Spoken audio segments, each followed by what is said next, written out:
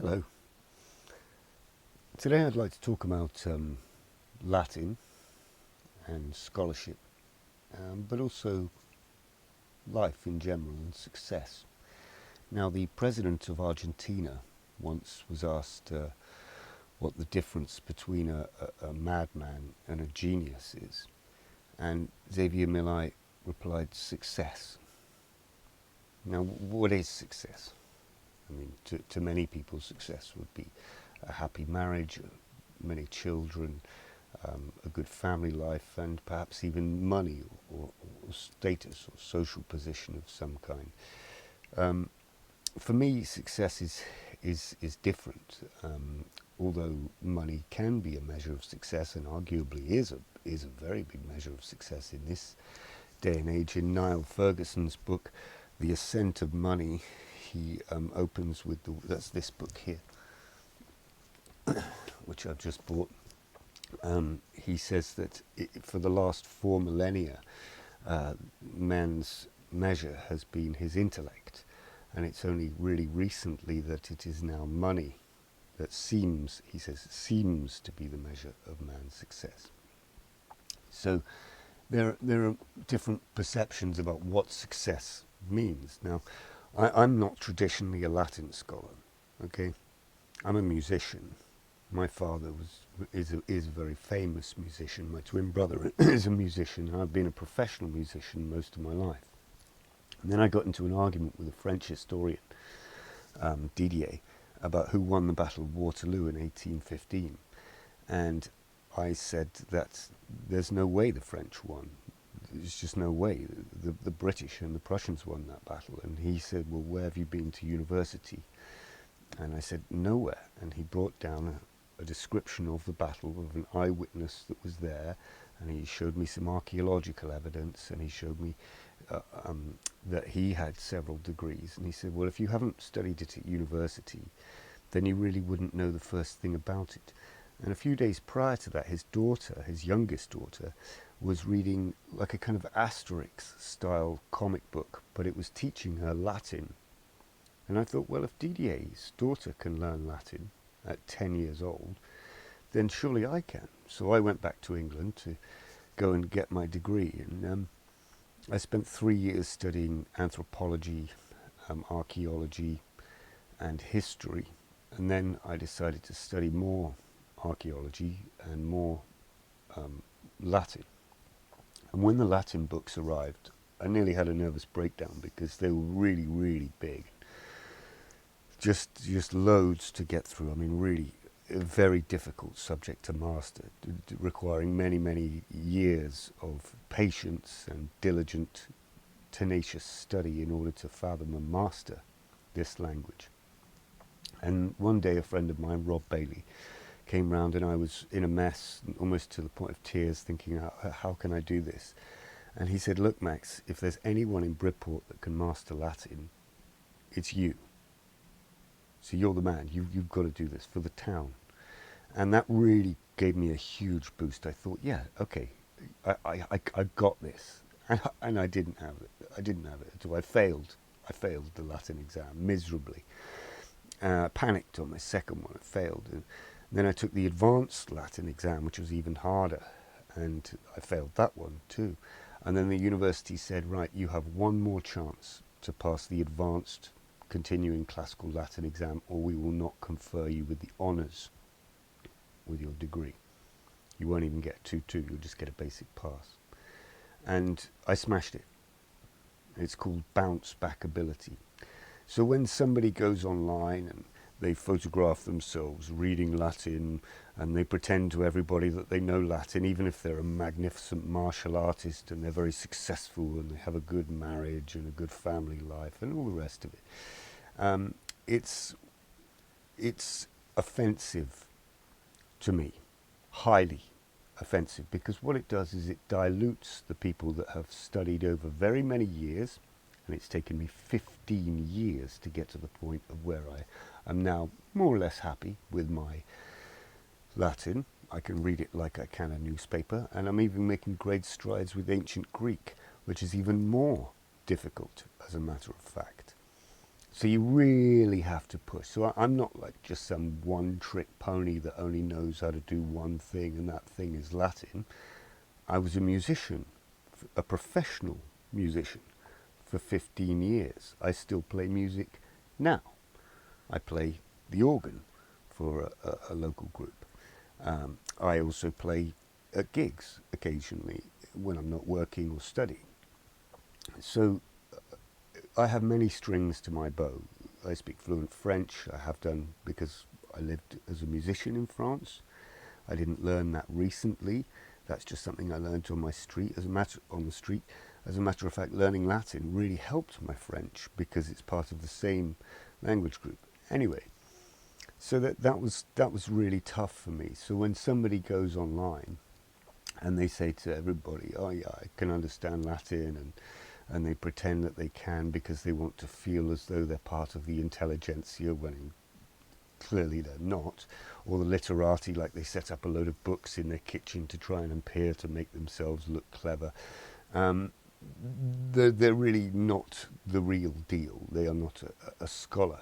Now, they may be good at very many other things, like, for example, memorizing things, or be extremely good martial artist, or very good at sitting and staring at a doorknob for several days on end.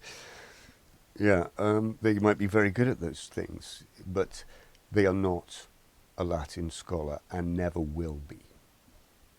They probably could be if they wanted to, because they have mastered the ability to memorize a vast amount of things using a thing called a memory palace, or other techniques from people like Giordano Bruno or Robert Flood, or even earlier authors such as Simonides in the writings of Cicero, or the pseudo-Ciceronian tract Ad Herennius. There are many techniques, and even in modern psychology, there's a great book I'm reading at the moment, Human Learning and Memory. It's not an easy book to read because there's a lot of cruelty to animals in it, but that's the history of psychology. They like to give animals electric shocks and drown them and frighten them and things, and that, I find it thoroughly distasteful, but it is very didactic. It's not an easy book to read, but it's very didactic. So anyway, I was thinking about becoming an author, and I've been researching this for a very long time now, and it was clear to me from the group 20 books to 50k. That's how you get 20 books and you turn it into £50,000 a year. That 9 out of 10, if not 99% of all of those authors that have got the same salary as brain surgeons write pornography. That's what they write. They write, romance, quote unquote, but it's highly explicit because that's what sells. There aren't very many books, unless you're a celebrity or you've got profile and you're very well known on the television, that you're going to sell tons and tons and tons and tons and tons and tons of books. Most books, like 50 Grey Sheds or whatever, they're porn, right? That's what it is. You're never going to make a lot of money being a writer that doesn't write pornography. That's a fact. So I was in the bookshop, and, because I collect one or two little books, and I read a lot. And there was a book on economics. Now, I thought it might have been about magic because it had the word wizard in the title. And it's basically a guidebook of how to make money. And I ended up buying all of these books and copying them out by hand. And I found another book, a really interesting book, called What I Learnt Losing $1 Million by Jim Paul. And in that, he says you mustn't focus on how to make money. You must focus on what not to do. You must focus on how not to lose money. And same with Tom Hugart in his book, Best Loser Wins. It's best loser wins. And also in James Altucher's book, Skip the Line, he says when it comes to money management, you have to be able to make money, you have to be able to hold on to that money, and then you have to be able to increase that money. And then he explains that of all the billionaires in the world, most of them, or nearly all of them, have 7 different income streams. So this is a recipe for success. This is how you become successful. And I don't just mean getting a publishing deal with some 1980s style business that are going to take 9/10 of the profit and then give you the thin end of the wedge, and you feel all happy and warm because you've made a little bit of money. I'm talking about liquid. I'm talking about making serious money. So anyway, recently I was offered some work. I haven't been offered work in a long time. I did a bit of Latin translation for a computer games company a couple of months ago, and I just shoveled some manure for a lady to in exchange for food when I was very hungry. But I haven't had any proper work. And then an old friend from 30 years ago that used to hang around with the band, he offered me some work, and it was only labouring, honest labour, but it gave me enough over those 10 days to get 100 ISBN numbers from Nielsen, so that it means I can get my 20 books and maybe not turn them into 50k, but I could turn them into, say, 5k. That's possible. And so that will then be enough for what's called a trading stake. So I'll have to go through a simulator, and I'll have to practice in order to be able to put trades on, knowing where to get in, where to get out. But luckily, this is a goal I've been working towards for very, very, very many years. So when you've had other people, like a publisher, took most of the royalties from my book, which really hurt me. I had some turkey said, "Oh yeah, join this group, and I'll come and visit you," and they never did. And these people are not serious people. They use you to add to their own advantage, and they claim to be gurus or whatever, but I see them as non-entities. They don't exist as far as I'm concerned, because they're not scholars. They're not people who have any kind of academic profile. They are just sort of business people that act really in self-interest. They like to talk about things like mindfulness, but in reality I'm the furthest thing from their mind. Okay. Now, I didn't make it into academia. I'm too old. I'm 47. They normally take people who are beneath 27 if you've got your master's by the time you're 27, because there's something that happens to the brain. You find it more difficult to learn as you get older. And also, I didn't do myself many favours. When I was at university, I got involved with a beautiful girl, absolutely gorgeous, Rosie Russian Stone, and then my phone started going haywire. I didn't have a computer. It just started getting hacked, and everything went everywhere, and that's why I started collecting books, because I couldn't study because I was doing it all on my phone. And it turned out that even if I blamed this person who happened to be studying computers, it wasn't. It was the Secret Intelligence Service. That's why I buy very many books. These are 2 books. This is a history of MI5, and this is a history of MI6. I bought these recently because I know more about these people than they know about themselves. Now, I may not be current party to the most recent operational briefs and contact reports, and I'm not an insider, as it were, but I know more about the history of MI5 than most people who are even in MI5, because what they do is they do operations. They are focused on the operational matters. There's a wonderful book by Tom Marcus called I Spy. So anyway, it may have been a test, it may have been for their amusement, I don't know. But the whole point is that that Tom Marcus, in his book I Spy, if you read that book, and it's a history of an actual spy, Tom Marcus isn't his real name, that these people keep us safe, and we don't even see them, that they avert terrorist incidents, that they protect the public, and they get no credit for it, because it's all cloak and dagger, it's all behind the scenes. That's the nature of the secret intelligence services. So there's good side and bad side to them, and they're for the most part benign, as a matter of fact.